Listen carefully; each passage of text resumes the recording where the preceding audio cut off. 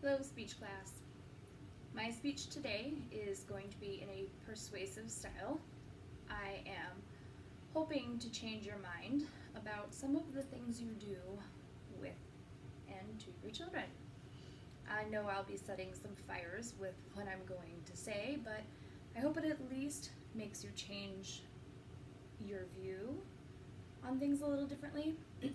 Listen to what I have to say with an open mind. Today's kids are constantly being babied and coddled. If you're a parents, you need to back off a little bit. Let your kids be kids. If your child falls, it's not going to kill them. It's not the end of the world. They might have a little scrape or a cut. Put a Band-Aid on it and everything will be fine. Children that grow up with my generation, when we fell, we would have been told just to rub some dirt on it and you'll be okay. Parents these days are making their kids weak. This is why bullying has become such an issue. There are kids who are so sensitive about everything because parents hover over their every move. If someone calls your child a baby, that doesn't mean they're being bullied.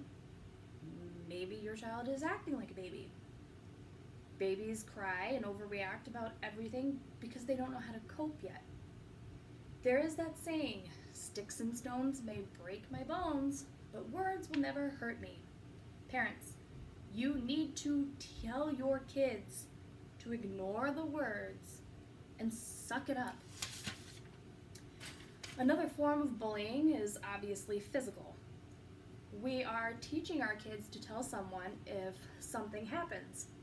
What we're not telling them is to stick up for themselves.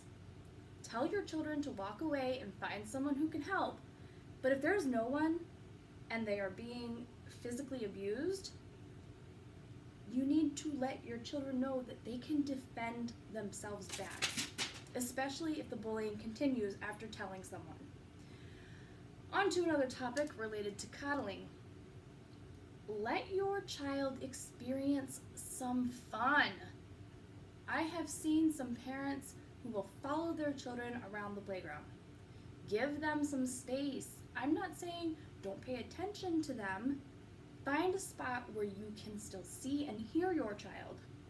If you hear something wrong, then go over to them. I understand that different ages require a different amount of supervision. Obviously, a toddler would definitely need constant supervision, but if your child is between the age of 4 and 6, let them play. I once heard a story on 101.1 The Riff, on the morning talk show, about a girl who publicly protested that she didn't have to do her class assignment because it gave her anxiety. Well, this class assignment was exactly what I'm doing right now, giving a speech. She protested this on social media and had hundreds of other high school students following in her footsteps. They just didn't want to do their assignment. All while this was going on, her parents agreed with her and told the teacher if she didn't want to do it, she didn't have to. What is this teaching? Nothing. This is just showing kids that they can defy directions and orders from adults. If it's a school assignment, it should be done. No one likes to speak in public, on the spot. Everyone is watching, criticizing, analyzing, judging.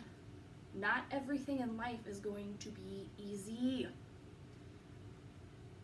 Instead of teaching children to try and possibly get over their fear, we're just allowing them to run away.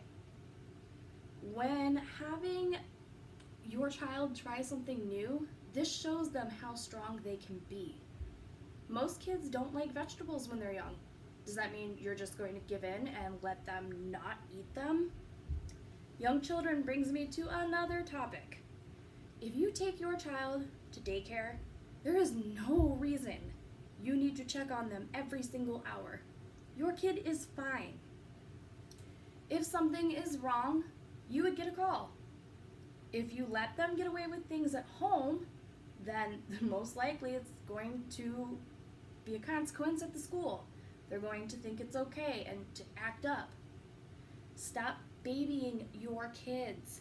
Raise them to have a backbone. This will help them in the long run. They are the future. Make them strong, not weak.